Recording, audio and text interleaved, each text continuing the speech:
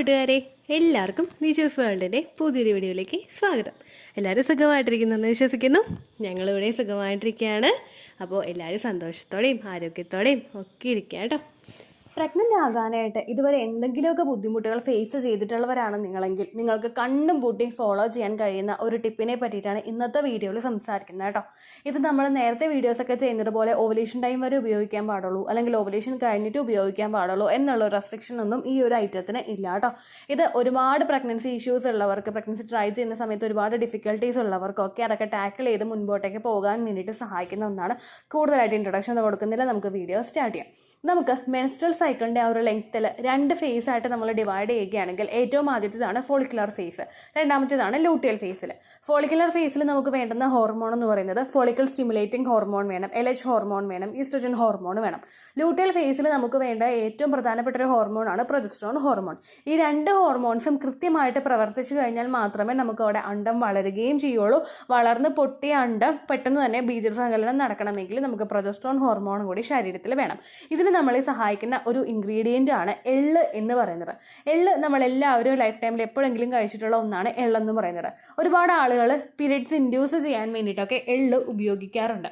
പല ആളുകൾക്കും ഒരു തെറ്റിദ്ധാരണയുണ്ട്, ഇത് കഴിച്ചു കഴിഞ്ഞാൽ പീരിയഡ്സ് ആകുമല്ലോ, പീരിയഡ്സ് മാത്രമാണല്ലോ ആകുന്നത്, അല്ലെങ്കിൽ പ്രഗ്നൻസി കിട്ടില്ലല്ലോ, അല്ലെങ്കിൽ നഷ്ടമായി പോകുമോ. ചില ആളുകൾ പ്രഗ്നൻസി ആണെന്ന് വിചാരിച്ചിട്ട് അതൊന്ന് കളയാൻ വേണ്ടിയിട്ട് ധാരാളം വെള്ളം എടുത്ത് കഴിക്കാറുണ്ട്. അങ്ങനെയൊക്കെ കഴിച്ചു കഴിഞ്ഞാൽ പ്രഗ്നൻസി നഷ്ടമായി പോകുമോ, അല്ലെങ്കിൽ എന്താണ് ഇതിൻ്റെ ഇമ്പോർട്ടൻസ് എന്നതിനെ പറ്റിയിട്ട് നമുക്ക് വീഡിയോയിൽ നോക്കാം കേട്ടോ. ഈ എള്ളിൽ ഒരുപാട് മൈക്രോ ന്യൂട്രിയൻസ് അടങ്ങിയിട്ടുണ്ട്. കാൽസ്യം ഉണ്ട്, അയേൺ ഉണ്ട്, വിറ്റമിൻ ഇ ഉണ്ട്. ഇതെല്ലാം അണ്ടം റിലീസാക്കാൻ വേണ്ടിയിട്ട് സഹായിക്കുന്നവയാണ്. അണ്ടം റിലീസ് ആകുക എന്ന് പറയുന്നത് സാധാരണയായിട്ട് നമ്മളൊരു മെഡിസിൻ കഴിച്ചിട്ട് അണ്ടം റിലീസ് ആക്കുകയല്ല. നമ്മളൊരു ആയുർവേദി ആണെങ്കിലും അലോപ്പതി ആണെങ്കിലും ഒരു മെഡിസിൻ കഴിച്ചിട്ട് അണ്ടം പൊട്ടിക്കാനായിട്ട് നോക്കുമ്പോഴേക്കും അണ്ടം വളരും, അത് പൊട്ടും.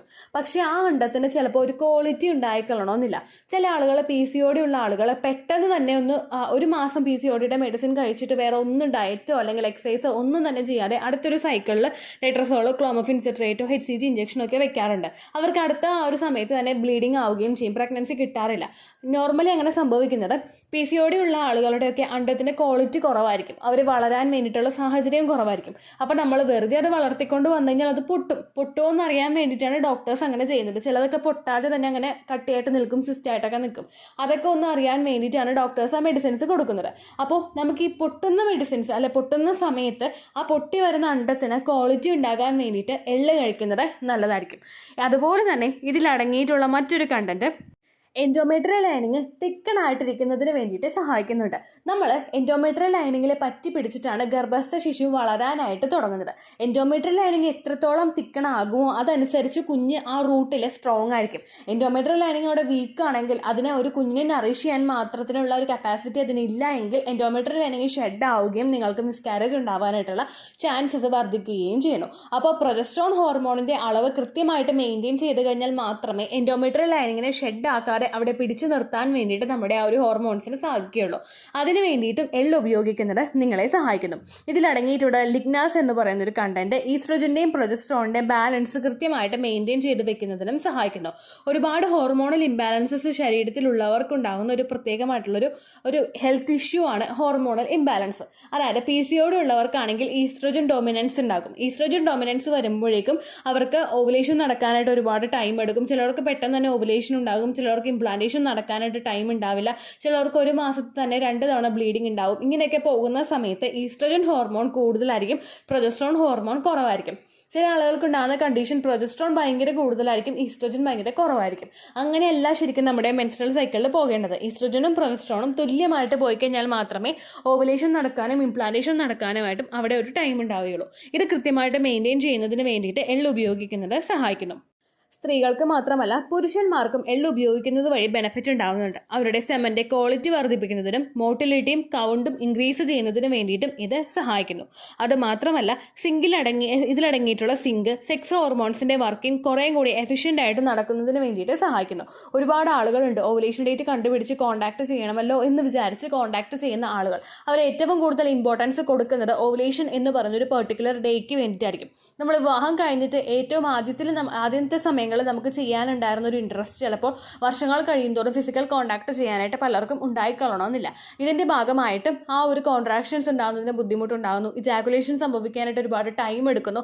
അങ്ങനെ പല അബ്നോർമാലിറ്റീസും പലർക്കും ഉണ്ടാവാനായിട്ട് ചാൻസ് ഉണ്ട്. ഇതൊന്ന് റെഗുലറൈസ് ചെയ്ത് പോകണമെങ്കിൽ നമുക്ക് കോൺടാക്ട് ചെയ്യാനായിട്ടുള്ള ഒരു താല്പര്യം എൻഹാൻസ് ചെയ്യിപ്പിക്കണം. അതിന് വേണ്ടിയിട്ട് സിങ്കിൻ്റെ കണ്ടന്റ് അടങ്ങിയിട്ടുള്ള ഭക്ഷണങ്ങൾ നിങ്ങൾ ശരീരത്തിൽ എടുക്കുന്നത് നല്ലതാണ്. എസ്പെഷ്യലി ഈ ഒരു എള്ളിലും സിങ്കിൻ്റെ കണ്ടന്റ് കൂടുതലായിട്ട് അടങ്ങിയിട്ടുണ്ട് കേട്ടോ. അതുപോലെ തന്നെ ഇതിനകത്ത് അയേണും അടങ്ങിയിട്ടുണ്ട്. നമ്മളുടെ ശരീരത്തിൽ റെഡ് ബ്ലഡ് സെൽസിൻ്റെ പ്രൊഡക്ഷൻ കൃത്യമായിട്ട് നടക്കണമെങ്കിൽ ശരീരത്തിൽ അയേണിൻ്റെ കണ്ടന്റ് അടങ്ങിയിരിക്കണം. അയേണിൻ്റെ കണ്ടന്റ് കുറവാണെങ്കിൽ നമുക്ക് അതിനെ ബ്ലഡിൻ്റെ പ്രൊഡക്ഷൻ അത് അഫക്റ്റ് ചെയ്യും, ബ്ലഡ് സർക്കുലേഷൻ അത് അഫക്റ്റ് ചെയ്യും, പീരിയഡ്സിനെ അത് അഫക്റ്റ് ചെയ്യും. പീരിയഡ്സിൽ നമുക്ക് ബ്ലീഡിങ് വളരെയധികം കുറയും. ചില ആളുകൾക്ക് ബ്ലീഡിങ് തന്നെ സ്റ്റോപ്പ് ആവും. ചിലർക്ക് അനീമിയയുടെ ഒരു വേസ്റ്റ് സ്റ്റേജിലോട്ട് എത്തും, ഭയങ്കര ടയർഡ്നെസ് ഉണ്ടാകും, അതുപോലെ തലകറങ്ങി വീഴുന്നത് പോലെ തോന്നും, ഭയങ്കര വിളർച്ച ഉണ്ടാകും. അങ്ങനെയൊക്കെ ബുദ്ധിമുട്ടൊക്കെ നമുക്ക് ഉണ്ടാവാനായിട്ട് ചാൻസ് ഉണ്ട്. അങ്ങനെയുള്ളവർക്ക് പീരിയഡ്സ് ആകുന്ന സമയത്ത് ബ്ലീഡിങ് വളരെ കുറച്ച് പോകുന്നവർക്കൊക്കെ ഈ ഒരു എള്ള് ഉപയോഗിക്കാവുന്നതാണ് കേട്ടോ. അതുപോലെ തന്നെ ഇതിൽ മറ്റു പല കണ്ടൻസും അടങ്ങിയിട്ടുണ്ട്. അയൺ ഉണ്ട്, സിങ്ക് ഉണ്ട്, മാഗ്നീഷ്യം ഉണ്ട്, സെലീനിയം ഉണ്ട്, ആർജിനിൻ ഉണ്ട്, എന്നിങ്ങനെ പല ഐറ്റംസും പല കണ്ടൻസും ഇതിൽ അടങ്ങിയിട്ടുണ്ട്. അതുകൊണ്ട് നിങ്ങൾ എള്ള് ഉപയോഗിക്കാനായിട്ട് തുടങ്ങുക. എള്ള് ഉപയോഗിക്കേണ്ട രീതി എങ്ങനെയാണെന്ന് നമുക്ക് നോക്കാം. ഈ പറഞ്ഞ പോലെ വീഡിയോയുടെ തുടക്കത്തിൽ പറഞ്ഞതുപോലെ ഓവുലേഷൻ ടൈം വരെയോ ഇംപ്ലാന്റേഷൻ ടൈം വരെയോ ഒന്നും അല്ല എടുക്കേണ്ടത്. എല്ലാ ദിവസവും 1 ടീസ്പൂൺ എള്ള് നിങ്ങൾ ഉപയോഗിക്കാനായിട്ട് ശ്രദ്ധിക്കുക. നിങ്ങൾ ഭാര്യയും ഭർത്താവും ഒരുപോലെ തന്നെ ഇത് പ്രിപ്പയർ ചെയ്ത് കഴിക്കാനായിട്ട് ശ്രദ്ധിക്കുക കേട്ടോ. എള്ള് വെറുതെ 1 ടീസ്പൂൺ എള്ള് നിങ്ങളെടുത്ത് കഴിക്കുന്നത് നല്ലതായിരിക്കും. ഒരുപാടൊന്നും വേണ്ട, ഒരു ദിവസം 1 ടീസ്പൂൺ എള്ള് നിങ്ങൾ ഉപയോഗിച്ചാൽ മതിയായിരിക്കും കേട്ടോ. ഒരുപാട് പേർക്കൊരു തെറ്റിദ്ധാരണയുണ്ട്, എള്ള് ഉപയോഗിച്ച് കഴിഞ്ഞാൽ പ്രഗ്നൻസി നഷ്ടമായി പോകുമെന്ന്. ഒരിക്കലുമില്ല. എള്ള് ഉപയോഗിച്ച് കഴിഞ്ഞാൽ നിങ്ങൾക്ക് കിട്ടിയ പ്രഗ്നൻസി നഷ്ടമായി പോകില്ല.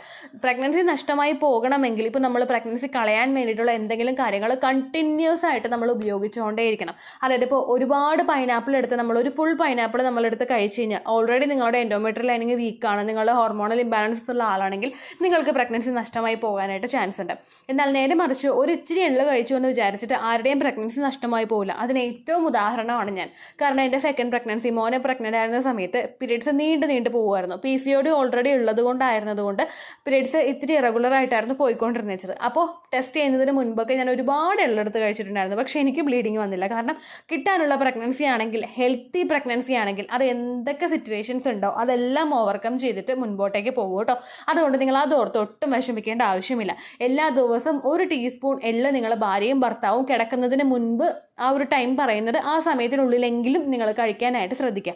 അതുപോലെ നിങ്ങളിപ്പോൾ എന്തെങ്കിലും ഭക്ഷണം കഴിച്ചു കഴിഞ്ഞിട്ടാണ് എടുക്കുന്നതെങ്കിൽ ഒരു ടൈം ഗ്യാപ്പ് ഇട്ടിട്ട് രാവിലത്തെ ബ്രേക്ക്ഫാസ്റ്റ് കഴിച്ചിട്ട് ഉച്ചയ്ക്ക് ലഞ്ച് കഴിക്കുന്നതിന് ഇടയ്ക്കുള്ള സമയത്ത് നിങ്ങൾ കഴിക്കുക. അത് പെട്ടെന്ന് ന്യൂട്രിയൻസ് അബ്സോർബ് ചെയ്യാൻ വേണ്ടിയിട്ട് ശരീരത്തിന് അത് സപ്പോർട്ട് കൊടുക്കും കേട്ടോ. അതുപോലെ ഇപ്പോൾ രാത്രി സമയത്താണെങ്കിൽ ഈവനിങ് സ്നാക്സ് ഒക്കെ കഴിക്കുന്നുണ്ടെങ്കിൽ അതൊന്ന് സ്കിപ്പ് ചെയ്തിട്ട് ഇത് കഴിച്ചതിന് ശേഷം കുറച്ച് കഴിഞ്ഞിട്ട് സ്നാക്സ് കഴിക്കാനായിട്ടൊക്കെ ശ്രദ്ധിക്കുക കേട്ടോ. അപ്പോഴും ബെനിഫിറ്റ് കൂടുതൽ ശരീരത്തിലോട്ട് എത്തുന്നതിന് ഇത് സഹായിക്കുന്നു. ചില ആളുകൾ ഇപ്പോൾ വേറെ ഷേക്സ് ഒക്കെ ഉണ്ടാക്കി കഴിക്കുമ്പോഴോ അല്ലെങ്കിൽ ഭക്ഷണത്തിൽ കൂടുതലായിട്ട് ആഡ് ചെയ്ത് കഴിക്കാനായിട്ട് താല്പര്യം ഉണ്ടെങ്കിൽ ചിലർ അവിൽ വെച്ചൊക്കെ എന്തെങ്കിലുമൊക്കെ പ്രിപ്പയർ ചെയ്തിട്ട് അതിൽ കൂടുതൽ എള്ളൊക്കെ ഇട്ട് കഴിക്കാറില്ലേ, അങ്ങനെ കഴിക്കാനായിട്ട് നിങ്ങൾക്ക് താല്പര്യമുണ്ടെങ്കിൽ അങ്ങനെ കഴിക്കുന്നതും നല്ലതാണ്. അതുപോലെ തന്നെ ബ്ലീഡിങ് ആവുന്ന സമയത്ത് ഭയങ്കരമായിട്ട് ഫ്ലോ കുറവുള്ള ആളുകളുണ്ട്. അതായത് ഒരു ദിവസം കൊണ്ട് ബ്ലീഡിങ് നിന്ന് പോകുന്ന അല്ലെങ്കിൽ 1.5 ദിവസം കൊണ്ട് ബ്ലീഡിങ് നിന്ന് പോകുന്നവർ, അങ്ങനെയുള്ള ആളുകൾക്കൊക്കെ ബ്ലഡ് സർക്കുലേഷൻ കൂട്ടാൻ വേണ്ടിയിട്ടും ബ്ലഡിൻ്റെ പ്രൊഡക്ഷൻ വർദ്ധിപ്പിക്കാനൊക്കെ വേണ്ടിയിട്ടും ഈ ഒരു എള്ള് ഉപയോഗിക്കുന്നത് നല്ലതാണ് കേട്ടോ. കറുത്ത എള്ളാണ് ഏറ്റവും കൂടുതൽ ഞാൻ ഈ വീഡിയോയിൽ സംസാരിക്കുന്നത്. ഇപ്പോൾ നിങ്ങൾക്ക് വേറെ എന്തെങ്കിലും വൈറ്റ് കളറിലെ എള്ള് ഉപയോഗിക്കണമെങ്കിൽ ഉപയോഗിക്കാൻ പ്രശ്നമില്ല. പക്ഷേ കറുത്തതിനെ പറ്റിയിട്ടാണ് ഈ വീഡിയോയിൽ ഏറ്റവും കൂടുതൽ ഫോക്കസ് ചെയ്തത് കേട്ടോ. അപ്പോൾ ഇത്രയേ ഉള്ളൂ വീഡിയോ.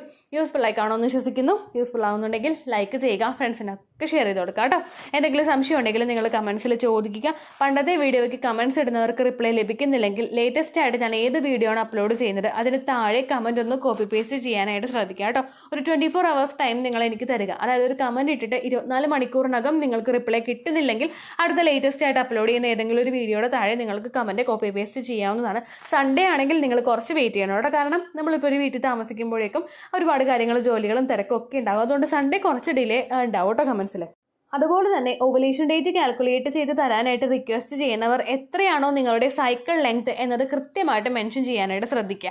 സൈക്കിൾ ലെങ്ത് ഇല്ലാതെ യാതൊരുവിധ കാരണവശാലും ആർക്കും ഓവുലേഷൻ ഡേറ്റ് പറഞ്ഞു കൊടുക്കുന്നതല്ല. ഓവുലേഷൻ ഡേറ്റ് എന്ന് പറയുന്നത് സൈക്കിൾ ലെങ്ത്തിനെ ഡിപ്പെൻഡ് ചെയ്തിരിക്കുന്നതാണ്. ഒരു ട്രീറ്റ്മെൻറ്റ് എടുക്കാതെ പ്രഗ്നൻ്റ് ആകണമെന്ന് ആഗ്രഹിക്കുന്നവരാണെങ്കിലും ട്രീറ്റ്മെൻറ്റ് എടുത്തിട്ട് പ്രഗ്നൻ്റ് ആകുന്നവരാണെങ്കിലും അവർ ഓവുലേഷൻ ഡേറ്റും സൈക്കിൾ ലെങ്ത്തും എന്താണെന്ന് കൃത്യമായിട്ട് മനസ്സിലാക്കിയിരിക്കണം.